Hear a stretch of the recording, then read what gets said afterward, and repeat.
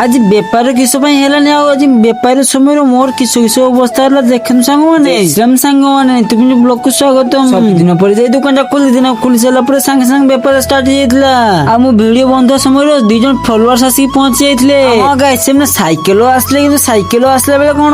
बहुत स्टाइल मारिक आसते आसिक मो पाखे पहुंचला कहले भाई गुपचुप खाया देवटी मुझे हाँ आस सांगे सांगे खाया हाँ गाइस आज ये पवन जो होता ना से पवन समय मोर बादाम आज ओडिशा बादाम पड़ी जाता आज बेपार फास्ट मोर एत लस हो जानी बेपार फास्ट मोर 50 टका लस हो भावी नी मो मन जो प्रबल दुख हो जाता मन दुख हबनी के बेपार कर